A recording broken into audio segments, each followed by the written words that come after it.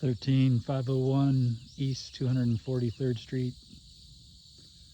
This is the northwest corner of the property. When you drive in, there's the mailbox. The pin would be right there, and it goes straight down, which the county calls 135th East.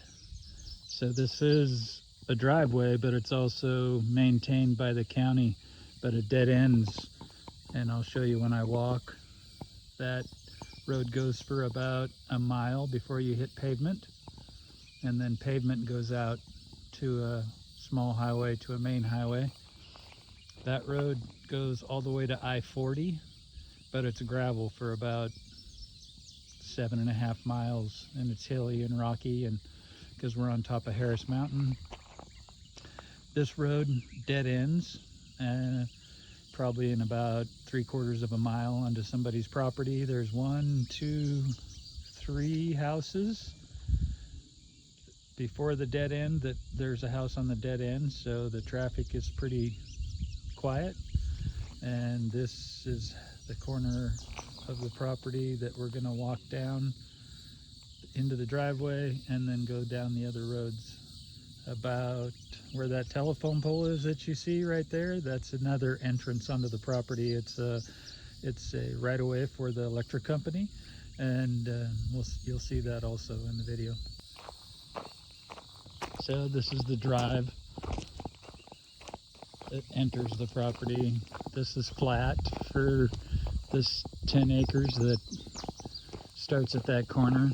It's just overgrown. It had been brush hogged. I brush hog it once a year just to get rid of a lot of the stuff, but it grows back. We had a lot of rain this year, so it's really green.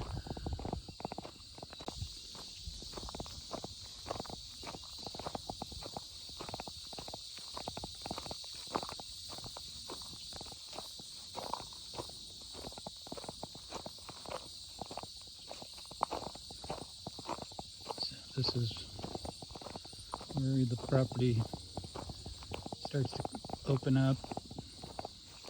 You'll have the approximately 2 acres that I mow that you'll be able to see. And the zero turn stays with the property. It mows pretty well.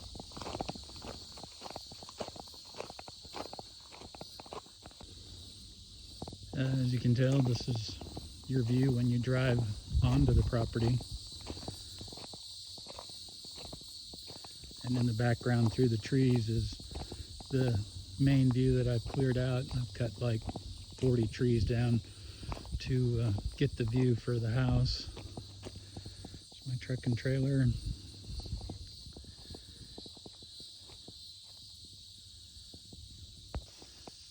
So the down wire for this telephone pole, that yellow that you see just at that gate, is the corner of the first 10 acres from the drive where the mailbox was, which is down there, which you can't see now because we've walked that distance. So this would be your driveway that comes onto the property. And then from that down post down again is the other 10 acres of the 20 that goes down the property. So if you're sitting on the deck, when you come out in the morning and sit on the deck, I cleared your view is that, which it's hard to tell in the video, but as I walk forward, this is the cleared area, which I keep mowed by the barn, and the trails that go back there. This I made a little plateau, and then we had made this grade so all of the water drains down this grade and drains down the hill to keep here on top of Harris Harris Mountain it's called. But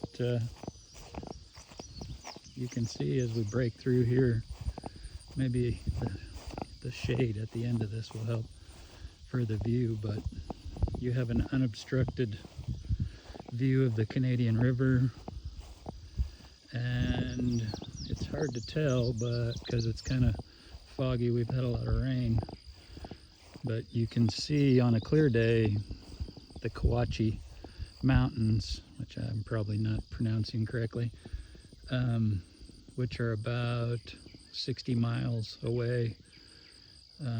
And then that's Stigler. I'm not sure if you can see the water tower, but that's Stigler.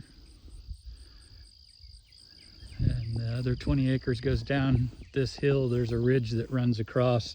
So you have this view all the way down the acreage, which I'll show you the road when we get there. But you can see the distance from the house and my path in the wet spring morning, or I should say summer morning. But we'll walk the other paths. So that's the house, and there's the road. That at the end of the 135th, that's the neighbor, Robert and Tracy. They're very quiet. He's retired. She works in Tulsa. They have 4 dogs, or 3. I think one of them passed away, one of the little ones. And that's walking past that view, but then it goes to this trail, which I've cut, and you'll be able to. I have motorcycles and 4-wheel drive, so I made some trails. When we owned 150 acres, I had lots of trails, but this is just the 20-acre property. And it walks through here, and then this would be the open end, and you'll be able to see where the extra power comes onto the property. So there's an extra power line that comes onto the property. This is facing south. That's the mountains, which you see. We walked down that trail past the house. And this is a right-of-way that goes out to the road that you would come in by the mailbox. And that's the other entry onto the property too. We'll walk down that road. And then this path goes to the pin of the corner of the 2 10 acres or the 20 acres. So this would be, if you cleared this out, just like I did the other, you get at that view, and it runs all the way across the front of this property looking south. And the house is over there. You can barely see it. There's 2 wells on the property. This is one of the wells that's by the power line. And then there's another one in front of the house. The one in front of the house is the really, really good one. This one could probably be used again, but you'd have to have all that done. And then this is that's south. And this is the trail that will be, I'll cut it off because it's a distance to that stake. So we're still on the same trail that'll come up to the stake in the ground, which you can see there. So this would be the center point of the 2 10 acres. That's an old trail for the people that purchased the 110 acres that goes down the mountain. So this is the middle portion of this one goes that way would be, so this is the corner by the yellow. If you ran a string to that yellow pull down off that other telephone pole, that would split the top 10 acres that go north and the bottom 10 acres that go south. So they're perfect squares basically, if you can see. And so that's one of the paths. And this is going back onto the north 10 acres. And then there's a fence line that runs to the road. But here's the grass path, and I'm not sure, I guess you could see it. That's the barn that I was standing next to. And these are all blackberries. There's lots of blackberries on the property, which are extremely tasty. And we make blackberry pie. Oh yeah. Yeah, tasty. Lots of blackberries, lots of rabbits because they like the blackberries, and the deer. There's another path that goes through the property, and I'll walk through it.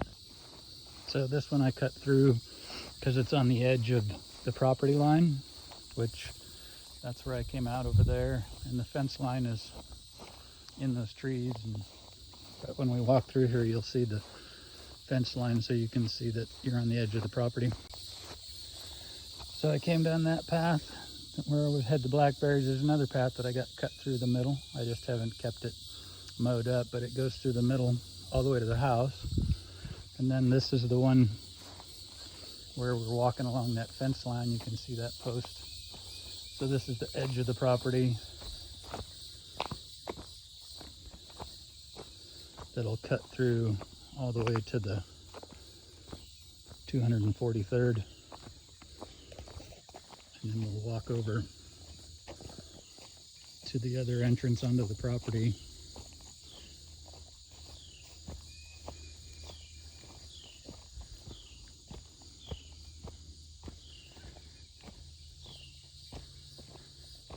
This is where I drive the Samurai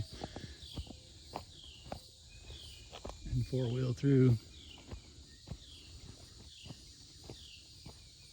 So it was a ways, so we came out of that path, and it opens up to 243rd, the main street that you come in on.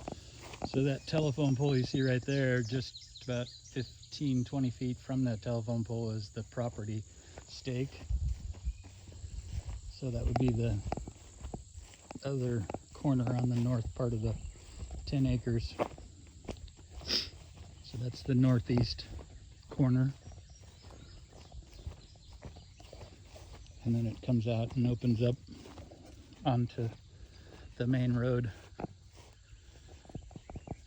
That goes to the dead end, and that goes to the pavement. And then here's another, I have paths that run along the property line, so you can drive it in your side-by-side or four-wheel drive or motorcycle or horse or whatever you want to do. So had the county put in a culvert, and we put in an entrance right here on this electrical right-of-way. So you're kind of in the semi-center of the top 10 acres. And then this is the entrance to the 10 acres off the 243rd. And so you can tell where you are.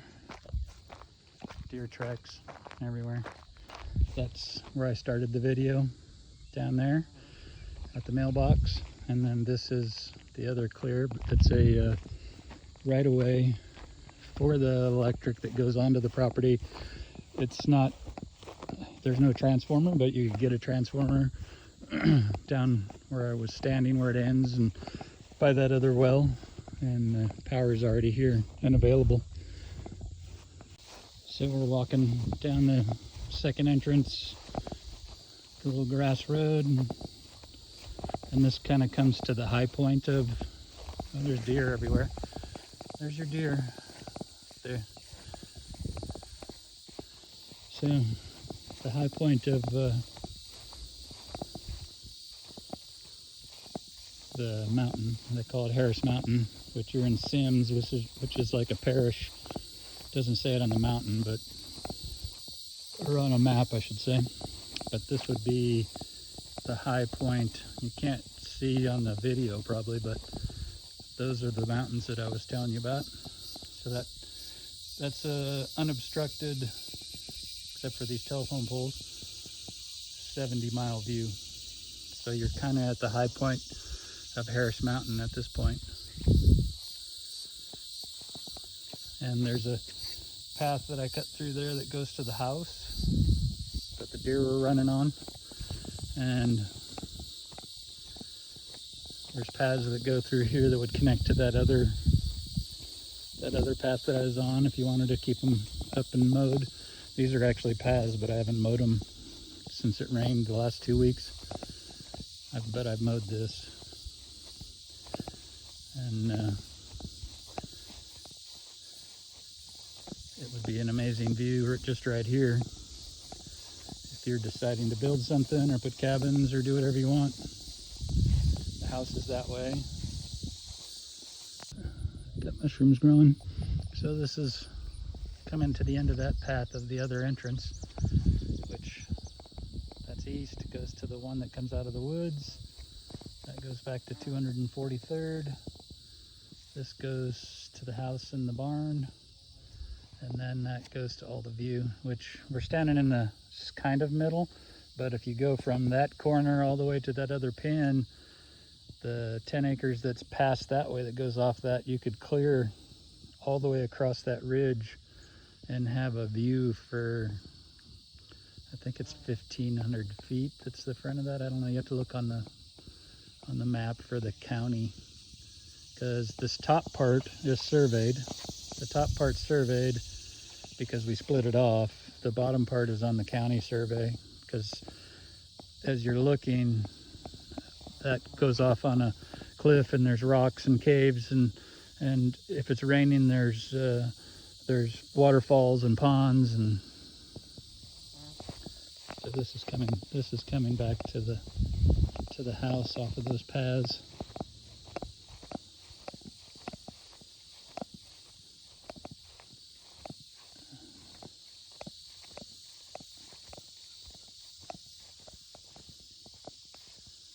And there you go. I don't know if there's much more I can say. The barn is this cool little barn. The south end of the barn is a storage, and then this is just kind of like workspace, keep the lawnmower.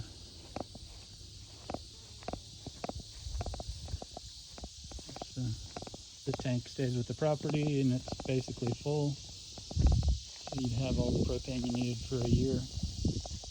There's water and electric in the barn, so that you have a night light on the barn, and you have lights and power in the barn. We didn't do anything to the barn, we just liked the old look of it. But you have light in all sections of it. The storage stays completely dry. There's no water that comes in the roof. If it rains real heavy, then water comes in this door on the ground, but everything stays dry as long as you keep stuff off here, because it steps down.